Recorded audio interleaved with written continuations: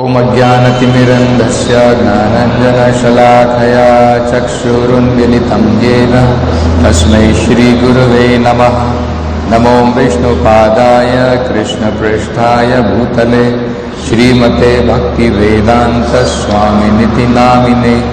नमस्ते सरस्वते देवे गौरवाणी प्रचारिणे निर्विशेष शून्यवादी पाश्चात्यदेशतारिणे।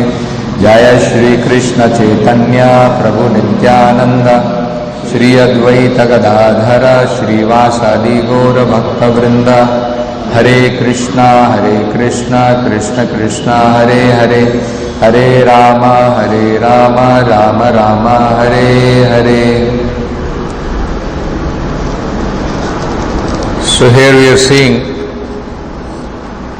after the four Kumaras were checked, they were stopped not to enter into the Vaikuntha Loka by the two doormen.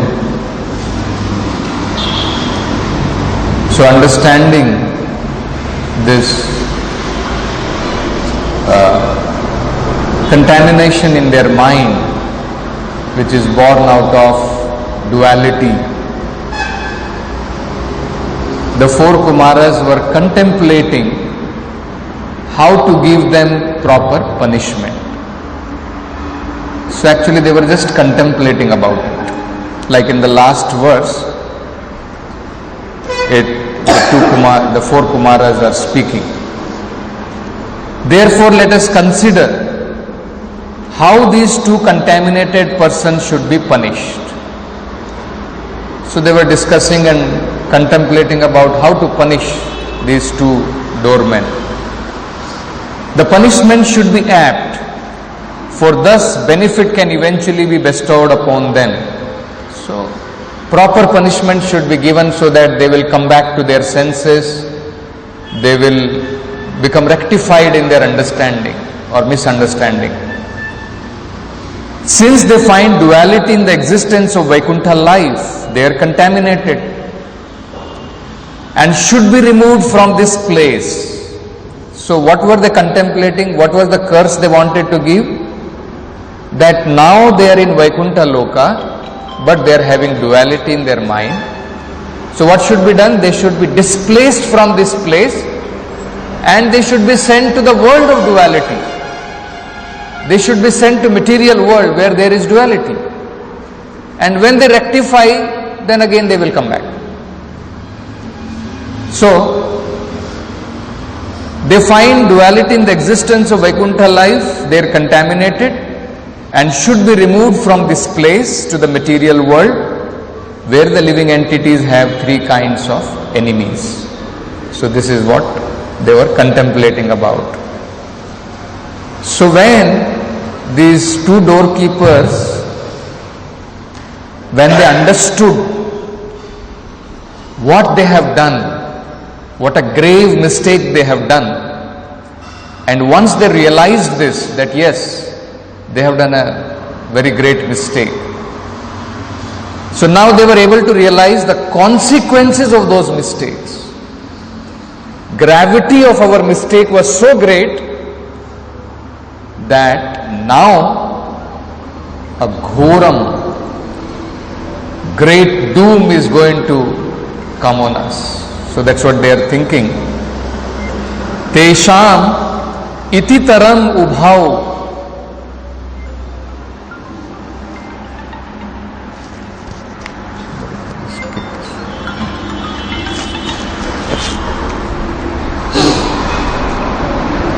Tesham iti taram ubhau avadharya ghoram. So when Tesham means of the four Kumaras, iti taram, when it was uttered like this, that these two doorkeeper should not belong to this world. They are living in Vaikuntha, but they are having duality in their mind. Better they should be placed in the material world.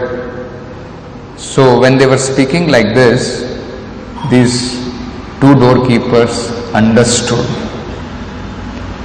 Avadharya ghoram. They understood we are going to be cursed very heavily now. Ghoram means terrible. Avadharyam means understanding. So after they understood that actually they have committed a great offense, now they knew that a terrible curse will be on us. Why did they consider it to be very terrible? Why it was considered to be ghoram? Tam Brahma Dandam Anivaranam Astra Pugaihi. Astra Pugai means any kind of weapon. Brahma Dandam means this kind of curse or this kind of punishment given by Brahmana. It cannot be. Anivaranam. Nivaranam means you can get away. Anivaranam means you cannot get away. You cannot counteract that curse.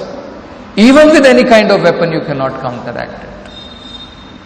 So that's why it is called as Ghoram.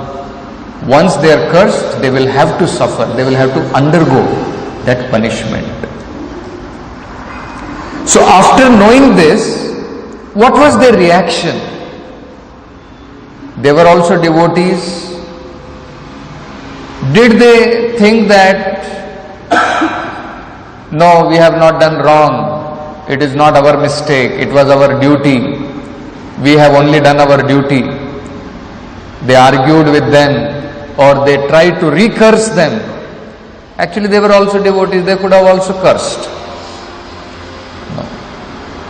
They immediately realized their mistake, and Prabhupada explains this is a sign of a devotee. If he commits a mistake, he realizes his mistake. It's a very important sign of a devotee. So what did they do after realizing their mistake?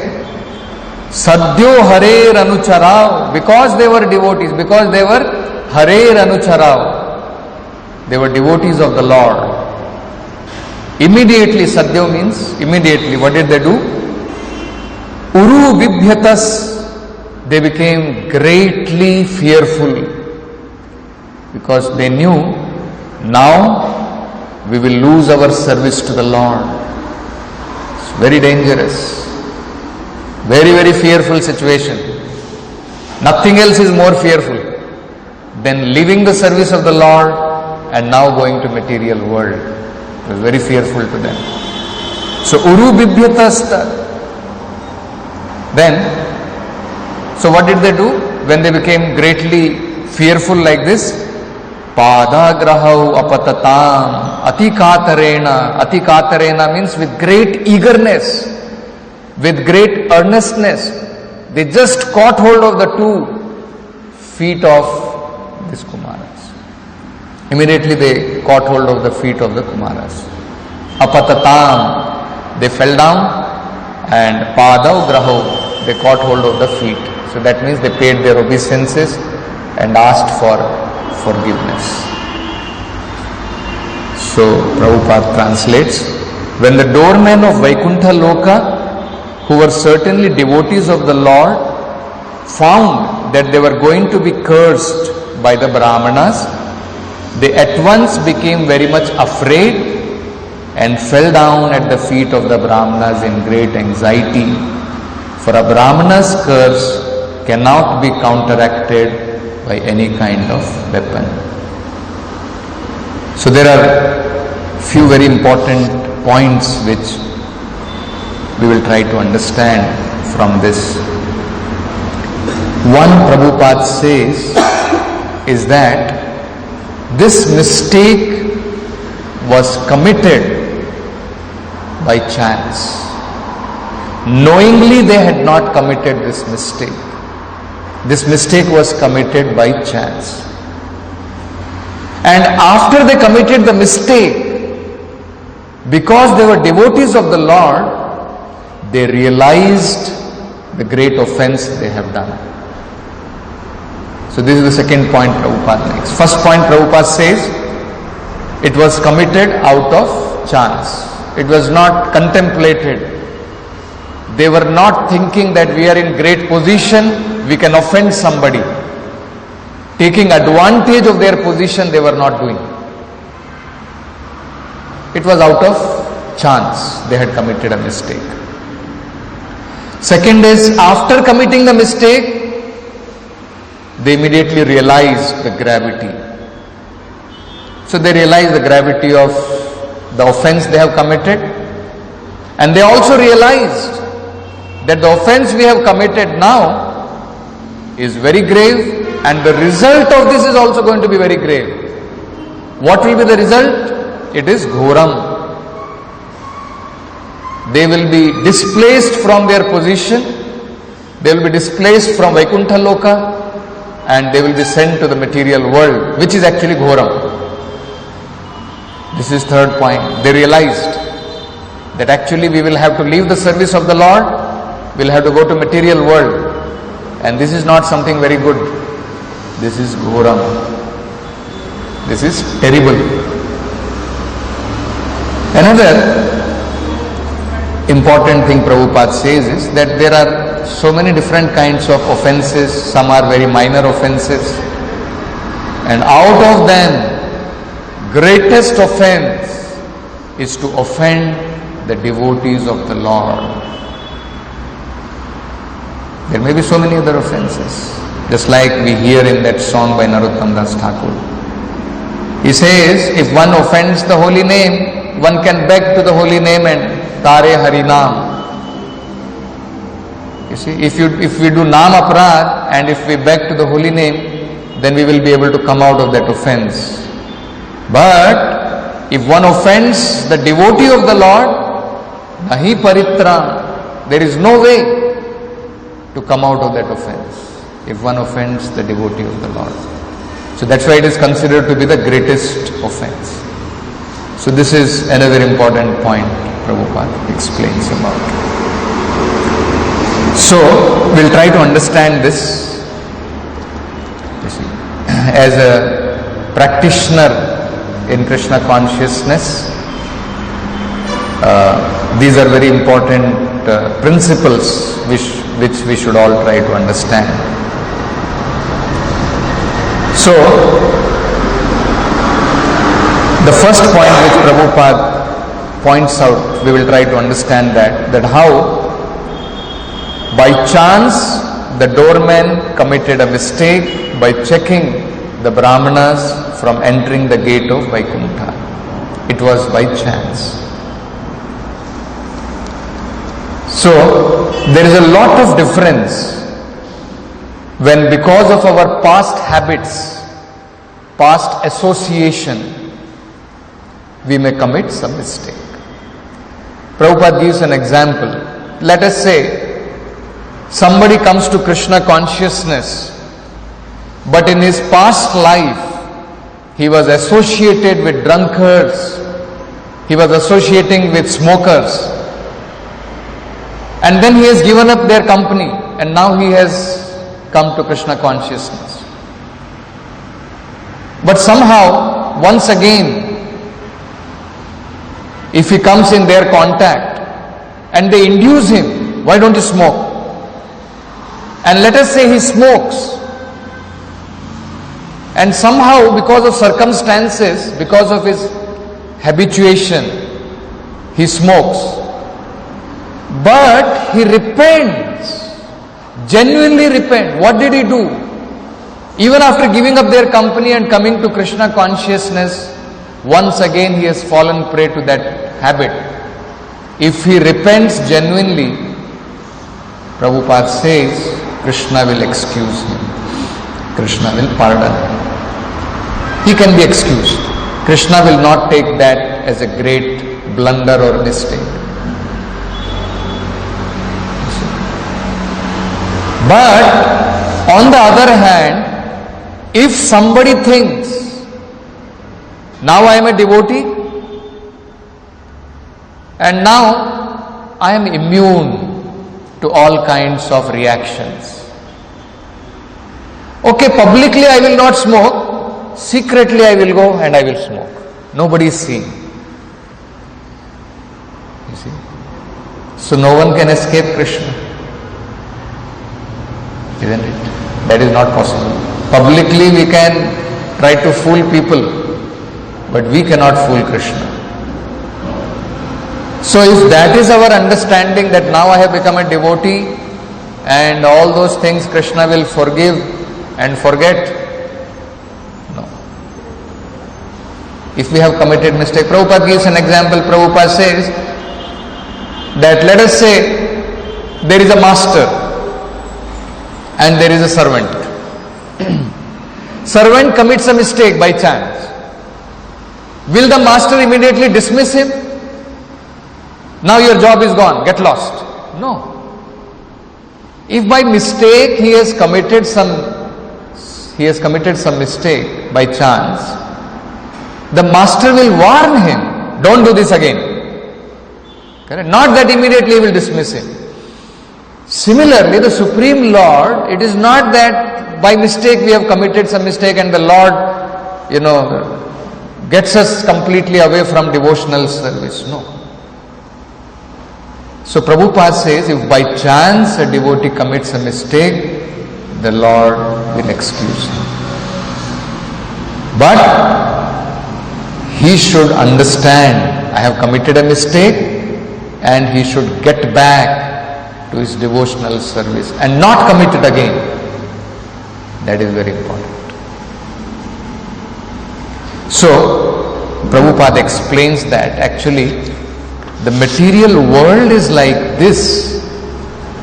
Even if you don't want to commit a mistake, the material forces, it may place us in such a situation, unwillingly, unknowingly we may commit a mistake. Prabhupada gives the example of Parikshit Maharaj. That actually Parikshit Maharaj was a great devotee of the Lord. Parikshit Maharaj was very tolerant. He had all the good qualities of a devotee. But he was placed by material nature, he was placed in such a situation that actually even though he should not have become angry, he became angry.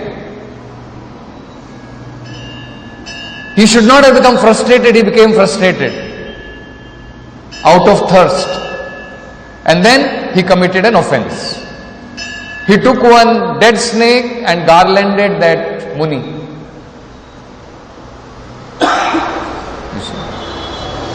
Shamik Rishi. So that was a mistake, but he committed out of circumstances. It was by chance he committed a mistake. So Prabhupada explains a very important principle there. This should be always remembered. Prabhupada says, the principle is that one should not willingly commit any sin in his life and should constantly remember the lotus feet of the Lord without deviation. Willingly, we should not commit any kind of mistake. And if that happens, Prabhupada explains, Krishna will turn that curse also into blessing. Even that mistake, Krishna will turn it into blessing. If we stick to the principle that I may have committed mistake, but I will not deviate from Krishna consciousness. So Prabhupada says, because he was a great devotee of the Lord, even such reverses of life became favorable. It became so favorable that the curse, because of that curse, he was able to meet a pure devotee of the Lord. He was able to meet Shukdev Goswami. 7 days continuously he was able to hear nectarian Krishna Katha. So was that actually a real curse? It was a blessing in disguise. Isn't it? So even a mistake, the Lord can turn it into a blessing. If it is by chance and we do not deviate from the principle, then it is possible. So, then Prabhupada explains, in the beginning it may be possible that yes, Krishna will excuse you, but then we have to become very vigilant. We have to become vigilant. Not that repeatedly we commit the same mistakes. So this is very important. Prabhupada says, We should not trust our mind. In the beginning, there may be some mistake, but we must see whether my mistakes are now corrected. That should be vigilance. So in the beginning we may commit some mistake. Krishna will pardon, spiritual master will pardon. But then Prabhupada is saying, we must see, we must be vigilant whether my mistakes are now corrected. That should be vigilance. And then for that Prabhupada is saying, do not trust your mind. Your mind will say, again do the same thing. Do not trust your mind. My Guru Maharaj used to say, after getting up from your sleep, take your shoes, beat your mind 100 times. When you get up for Mangalarti in the morning, you should take your shoes and beat your mind 100 times with shoes. This is your first business. And second business is, while going to bed, take a broomstick and beat your mind another 100 times. You see? So when we are going to bed for sleeping, take a broomstick, beat your mind 100 times. When you get up early in the morning, take your shoes, beat your mind 100 times. Then you can control the mind. Otherwise it is very difficult. You see? This beating with shoes and broomstick is tapasya. For men like us who have no control over mind, we should practice this tapasya, beating the mind with shoes and broomstick. Then it can be controlled. And Prabhupada says that is called Swami, one who has control over the mind. Vacho vegam, krodha vegam, udara vegam, upastha vegam, manasa vegam. This is Rupa Goswami's instruction. And then when Prabhupada is giving this class, suddenly one child started crying. And Prabhupada, even from that, pointed out another very beautiful instruction. So Prabhupada laughs and says, this is Krandana Vegam. Krandana Vegam means child has, naturally he wants to cry. It's a Vega, isn't it? This is Krandana Vegam. They cannot control, therefore they are child. Child can be excused. But if a person who is in spiritual life, he cannot control, then he is hopeless. So in spiritual life, if we don't control, then we are hopeless. For child, Krandana Vegam, he cannot control, he will cry. Isn't it? So, this is a very important instruction. That actually by chance, by mistake, we have committed some mistake, by chance, Krishna will forgive. But we have to be very vigilant, we have to control our mind, and we should see that we don't repeat it. Another important thing Prabhupada explains, which is a very important characteristic of a devotee, is to accept his mistake. We commit mistake and then we don't accept it, it's a greater mistake. If we just try to argue, counter argue, no, this is not my mistake, I don't accept this. Actually it's a greater mistake. Prabhupada explained this very beautifully from the example of Alexander. So we all know that once Alexander, he had camped in one tent. And then in that tent, some 3 thieves came inside and he tried to loot the camp. And then somehow he was caught by his army and he was brought before Alexander. So Alexander, when he was brought before him, Alexander said, chop off his head.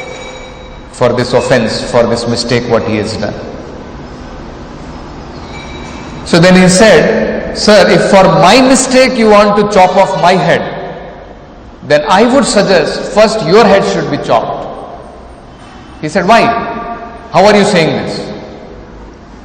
So he said, sir, my mistake is I am a small time thief. Your mistake is you are a big time thief. That's the only difference. Otherwise there is no difference. I am only trying to do small robberies. You are doing bigger plunderers. You are a big plunderer. The same thing you are doing in a very big way. So Prabhupada explains that actually he was a gentleman in that sense. He accepted his mistake. And he said immediately, release him. So from that Prabhupada explains. This means Alexander the Great, actually he was great. Otherwise, he is the emperor. And an ordinary thief is accusing him. And he said, yes, I am a thief. He admitted. That is greatness. If he was not great, he would have hanged him or punished him. Oh, you are accusing me? But no, he accepted. That is greatness. So then Prabhupada explains one very important principle. Mistake is one fault. But to accept that I have done mistake, that is greatness. You see, we have committed mistake, that is a fault, no doubt about it. But to accept that yes, I have committed a mistake, Prabhupada says that is actually greatness. And then Pushta Krishna Maharaj recalled the incident about Dr. Patel. We also read that conversation, maybe all of you remember. So that was in the last week which happened on Juhu Beach. So in Bombay. So he remembered that Dr. Patel had admitted that he was a Mudha. And Prabhupada said, because he accepted he is a Mudha, therefore he was not Mudha. Isn't it? Actually we accept we are food. In real sense then we are not food. If we have accepted we are food. So this is another important thing which we can try to understand. So Prabhupada is saying here, same thing Prabhupada is explaining, this is a characteristic of a devotee. Prabhupada says, because they were devotees of the Lord, because the doormen were also devotees of the Lord, they were able to understand their mistake and were terrified when the four Kumaras were ready to curse them. So this is another important thing, they were able to understand that actually they were able to understand the gravity of reaction which is going to come upon them. They understood that they will be sent to material world, which is a terrible place. Why material world is a terrible place? Because very difficult to remember the Lord. Otherwise hell is also heaven. If we can remember Krishna always, then there is no difference. Then this also becomes Vaikuntha. But very difficult. Just imagine actually. That's why association of devotees is so important. Why a devotee should think it to be a curse. If a devotee has to leave the association of devotee, he should think it's a curse. Why? Because I will not be able to remember Krishna. Very difficult. Why they are thinking it is terrible? Because in Vaikuntha they are in association with devotees. And now they have to leave service of the Lord, they have to leave association of the devotees of the Lord, they have to go to a place where it's a struggle to remember the Lord. Why we should choose that? Isn't it? It's a big curse. So similarly a devotee should also understand it is terrible if I have to leave the association of devotees of the Lord. And actually when a devotee leaves, he can see outside how it is so difficult to practice Krishna consciousness. Even one day to chant 16 rounds becomes so difficult. You don't get prasadam. We are surrounded with, materialistic people. It's so difficult to remember the Lord. So, this is another important thing, that they were able to realize the gravity of reaction which they are going to get.